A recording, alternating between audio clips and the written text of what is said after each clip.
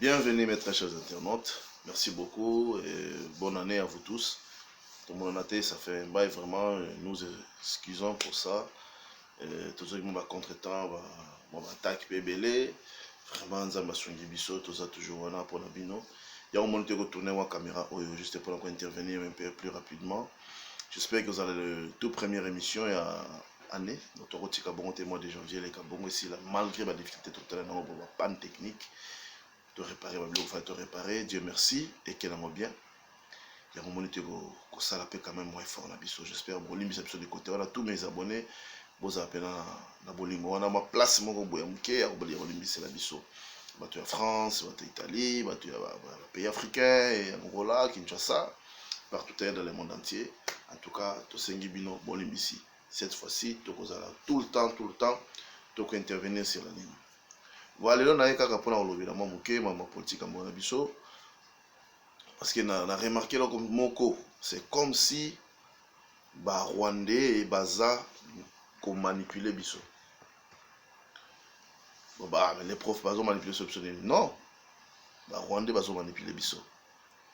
Ils ont compris que nous sommes derrière eux. Si les Rwandais étaient notre proie, donc nous sommes derrière notre proie, en train de chasser la proie.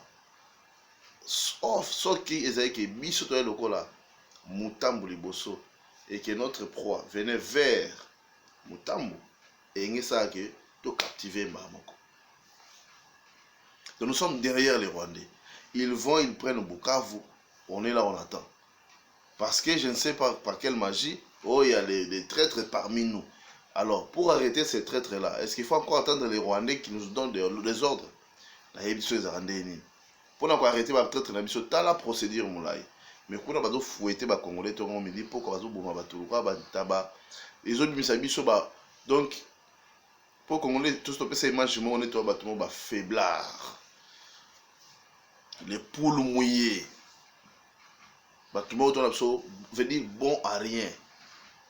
Attends, aux autres, bango se victimiser, mais si quand on a vengé, après, tu vas collaborer bien.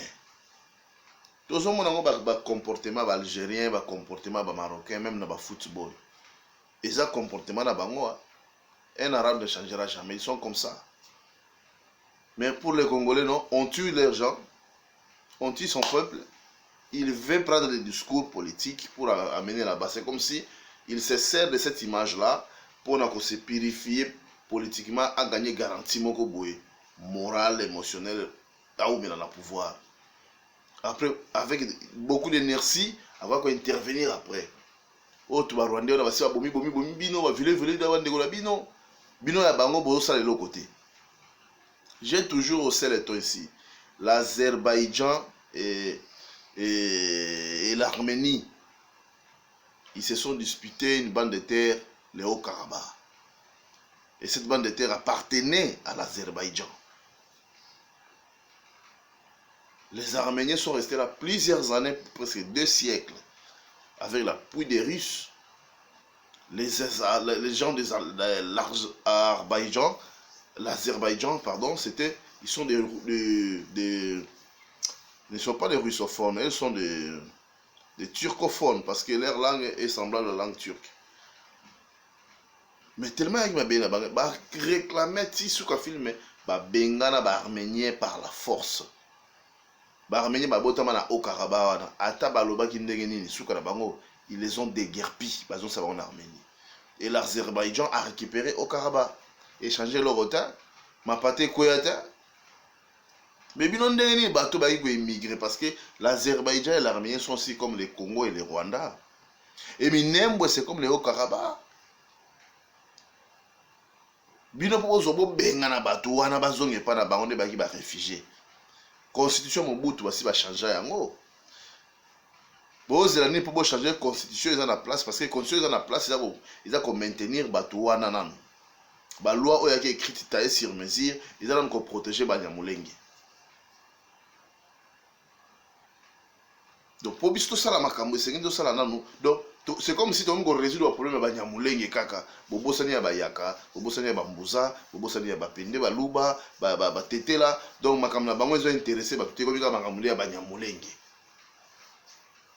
Donc mon côté va conduire dans le moment que moi il est kokate. Non, permettez-moi ce thème. Nous sommes derrière notre proie, en train de les pourchasser. Donc, Rwanda soit Boim Batou, Bolandi pour Pepe Rwanda.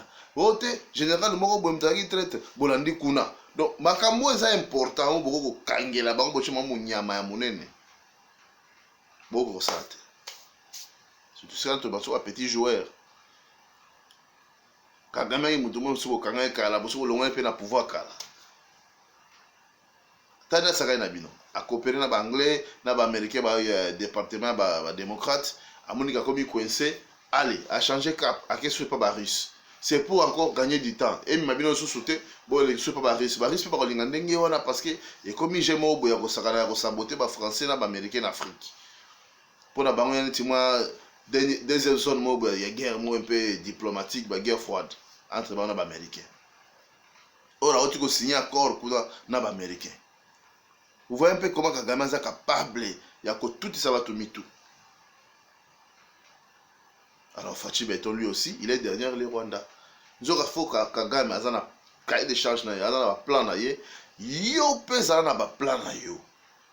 Les camarades, ils ont passé en vigueur, vitesse et les gâtisseries et à vitesse T. Donc comme il est tellement costaud, donc ma camion se donne une démarche à l'éléphant. Non. Bif là, on a amené ma kimara. Rhinocéros a ramené ma kimara, puis l'année là. Dans les que le lion pèsera 60 kg, il aura toujours les couleurs à 80 kg, même à 100 kg. Qui m'a rappelé quand même?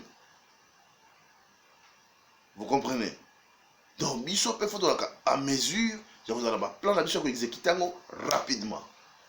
Qu'est-ce qui prouve la minute on est basé distrait na Bukavu, on est basé distrait na Goma, pour attaquer ma maman na Goma. Bounyeza likolo à Goma. Butembo ya likolo à Goma qui s'engage na base à Munene. Pourquoi pas beaucoup surprendre bango parce que baza ko occuper territoire na biso. Plus bazo oumela, plus opinion internationale ba comme moment normal. To comme ka ba discours ba te guerre ba ga ngo na big na papier te papa. Big na papier la négociation, mais sur terre, les balles doivent voler. Les missiles ou bien des bombes doivent résonner. C'est comme ça que tu vas comprendre que nous sommes mobile. Parce que ça, c'est parce que nous pouvons bêter bombe bateau. Bombe parce que nous pouvons bombarder l'ennemi. Parce que nous pouvons que tu tiens le roi dans misé, tout là que ça rabattre que non, va défiler inutile. Il faut que trempe à l'eau que non, va Rwanda bozonga. Donc si trempe à zate, Congo pense que non. Donc vous manifestez bien que vous êtes incapable, il y a que gérer mbokana sans appui des renforts extérieurs. Alors comment les Vietnamiens, comment les Afghans se sont débarrassés des Américains? Est-ce que les talibans là étaient soutenus vraiment par les Russes? Ces gens sont des grands courageux. Ils ont fait fuir la puissance internationale.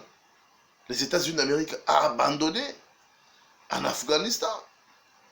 Amir Karzai, appuyé par les Américains, il a fui. Les gens sur les chevaux, mais ils ont fait fuir les gens qui ont des missiles Tomahawk, des hélicoptères Apache. Ils ont fui. Aujourd'hui, l'Afghanistan est contrôlé par les Afghans, par les talibans. Vous comprenez? Donc c'est une détermination qui peut pousser à un peuple de se libérer. Comment Bisso de conflit inutile? Vous prenez encore notre sujet, les Katangé, vraiment, les Katangé. Vous avez la malédiction, moko, impact, pas. Non. Donc, un Katangé pour naïe, Kasaye, T. Mieux vaut, dans la interview, moi, habité, mieux vaut, tu n'as pas vu un Kinois. Donc, pour la Katangé, quand ça Kinois, ils ont école. Nous avons été dans le Kinois, na Katangé bazali, na kati Kinois baluba bazali, bakasayo ya lingate, na kati Kinois wana bapende baza, bachokwe baza, barega baza, babashi baza. Donc Kinois azali représentation numéro 1, il y a 450 ethnies. Même na kati Kinois na Banyamulenge pe bazali. Donc Kinois c'est la représentation du Congo. Vous comprenez? Mais comment Katangé, moi, mon Kassayen? Kassayen, on va Mouloubate. Au Kassayen, il y a plusieurs tribus. Donc le problème du Congo, ça vient de là. Et c'est la province la plus riche. Avec une mentalité très pauvre, une mentalité, il y a des sorciers, une mentalité à bâtiment, il y a développement. Alors, c'est comment tu vas la manipuler dans l'ennemi. Tu vois, propre fils du pays, on va à longueur de journée. C'est comme si de rien n'était. On est vie, on va 100 ans, 150 ans de vie. Mais ma camarade, et là, on dirait siècle. C'est très compliqué. Il y a aussi des gens qui au Canada, un jour, on va bien avoir noir. Attends, il y a à Londres, un jour, on va bien avoir noir, besoin de prendre binois. On est mieux chez soi. Mieux vaut à Londres, au Canada, on est quand même capable de faire ça. Pour notre belle ville, ce n'est pas un problème. Ce n'est pas l'argent qui manque, c'est de la volonté. Il faut s'y mettre maintenant. Nanga vandi tranquillement na Goma, c'est comme si botiki na bino Goma pona ye. Bozi asu Trump sa bino ke bo attaquer na Goma. Tandis que Kisangani ezali base. Ba milliards bo pesa ba tumba bo munda so 3 milliards. Mais comment to kozala pas même na 10 Sukhoi. Sukhoi mo eza combien de millions? Si on veut que nos ennemis auto vaincre facilement la force de l'air, privilégier force de l'air. Bosoma ba drone, bosoma ba avion de chasse. Dans la munition est belée par rapport à la force terrestre, parce que la force terrestre, tu comprends que les organes, ils ont plein de traîtres. L'infanterie, ils ont plein de traîtres dans la Kati. Mais la force de l'air, en tout cas, ceux qui ont traîtres, tu comprends, maman. Batina yo bombardé na Masina, yo bombardé na Gimbanse Ndeni. Carrément, faut te comprendre qu'ils ont triché. Mais l'infanterie, c'est un retrait stratégique. Retrait stratégique. Bakimi, basounou la matos, ennemi à récupérant. C'est très dangereux. Général Oboyaza wana na Beni. Boche bazader na Beni. Il faut qu'on surprendre l'ennemi. Les gens qui ont Uvira, bo bimele na Goma. Bo baniko pilonner directement na Goma. Et c'est comme ça que la saga was en mibali. Bo recruter ba tebela sur 100 000 personnes mo recruter. Ah, bo ça na banoni. Donc vous êtes derrière les Rwandais, maintenant comment ça va bateau. Ami bateau qu'on a bon que ce soit dialogue inutile à la con pourri. Donc on commence à tourner à rond. Non, baron va na plan na bango, parce que exécuter sans même qu'on réfléchisse deux fois. Yo pe président, il faut dans plan na yo.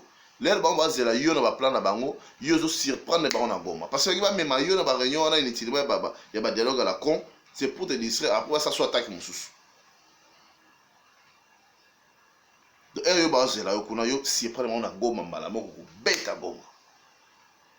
moi que Goma a permis à Rwanda à négocier rapidement plus possible.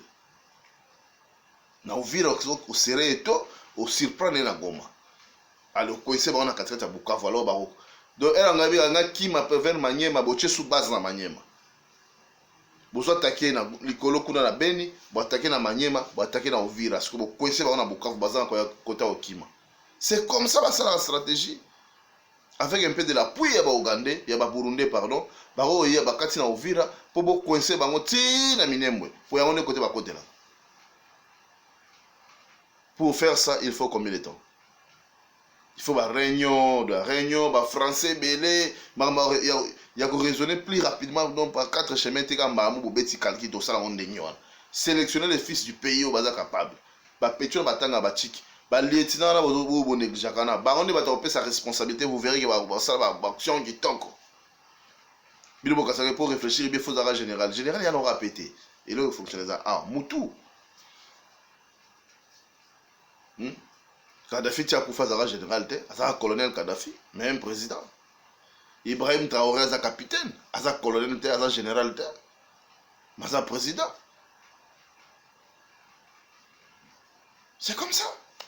Pourquoi tout le temps kokumi satina ba média kokumi ça ba généraux rwandais oh binomo boyebi James Kabarebe il est qui James Kabarebe parce que il y a zo attaquer bino attaquer ba mo monnaie danser boche fo na Maniema boche fo na Uvira boche fo na Beni bo kwese bango eto eko serré à moi que nous bazo beta na maniema bazo beta bazo avancer bazo ça repli na repli na sima mukongo na bango ça sabango na beni bo kita kisanga na zo fournir les sous ba vieux de chasse au bombarder on a obligé à ça zone Gisenyi c'est par là bo koti mamo Rwanda c'est comme ça que ça fonctionne.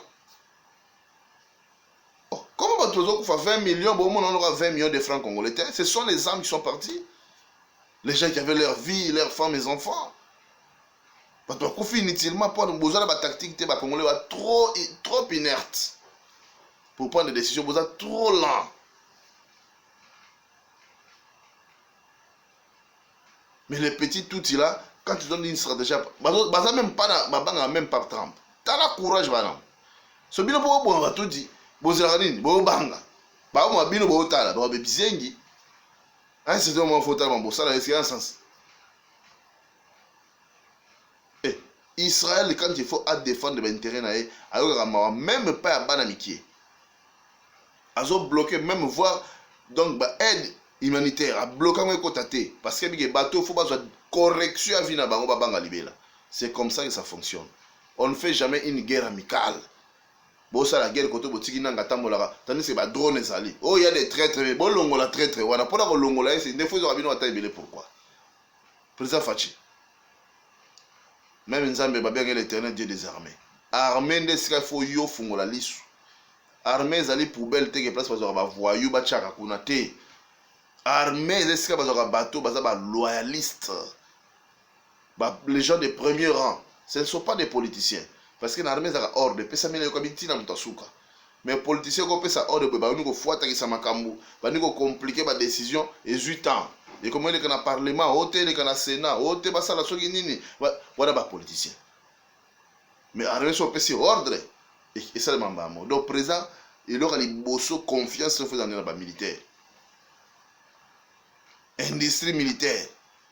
Le service national, vous avez entendu bien, parce que c'est les ordres des militaires. Mais ceux qui sont les politiciens, ni les malades. Les social congolais, c'est tout un problème pour échanger. C'est ça les politiciens. Mais ce qu'on a une responsabilité, au personnel militaire, vous verrez. Dans 6 mois, je vais changer. À un certain moment, il faut aller au travail militaire. Ministre de l'Agriculture, c'est militaire. Bonjour, général Kabouy, qui est comme ministre de l'Agriculture. À travailler dans l'agriculture, à travailler en même temps dans le service national. Au moins, le résultat. Tout le temps derrière les Rwandais. Derrière les Rwandais. Donc, c'est comme si ils ont tiré ficelle de la décision. Il y a une manette, il y a une manipulation. Non. Il y a un plan, il y a un plan. On verra qui est le plus fort. Parce que réseau est dans le biso. Qu'est-ce que nous attendons? C'est bien bon, mais qu'est-ce que vous en faites? Tuez-les. Parce que les autres ont surpris, tant de bateaux, la sanction de l'ennemi va dans la capitale. Par contre, renverser cette prison, il y a un dolo. Ils sont en pleine ville, les bateaux sont s'échapper, c'est terrible. Déjà en face de nous, les Congo Brazzaville ne nous aiment pas. À ce que ma bédé dans le Rwandais. Ma bédé qui est dans le Rwandais, parce que soit à Katiba qui m'a quand on Brazzaville, ça soit un baron facilement. Parce que ça soit égal à France, France égal à Kagame. Bah, calcul à Mickey. Bah, toi, bah, traite, bah, baraba. Aujourd'hui, bah, donc, bah, exécuter. Quand on a qui on a fait histoire de Sili. Sans trace. Wada chef de l'État, wada na makila na maboko ebango. Otama na tapis rouge. On a sur le banga souté. Alors pour la boma chiwewe, ko boma Christ tumba bwa munda, et ça problème te. Ba obemina kwa ko bwa onyo so ba shadade ba tout. Po ba bomisi batu. Na baka mona sapu na ba sheba ba ndo wana ba batu wana ba politicien. Alors ozo garder ba pourquoi? Intérêt na ba nini? Angel na ba nini? Ko sala ba grâce présidentielle pour o laver nini o gagner nini? Électorat, ba kono ba dans la confiance ta yo. Changer la constitution, que beau sentir le Ghana au Karabakh entre l'Arménie et l'Azerbaïdjan. Les Congolais doivent avoir le courage des talibans contre les États-Unis d'Amérique. Ce talibans va encourager les États-Unis à Afghanistan. Mais Amir Karzai a longwate. C'est comme ça. L'état de souffrance congolais comme un ango. Il y a des Trump par exemple, Moutaro Koufalelo sur les Andes. Vitesse n'est pas. Il faut passer à l'acte. Il faut attendre l'ennemi là où lui-même s'entendrait le moins. À éviter d'être derrière votre proie. Merci beaucoup. Je dis, je vous remercie. C'était Jim l'épreuve. La suite au prochain numéro.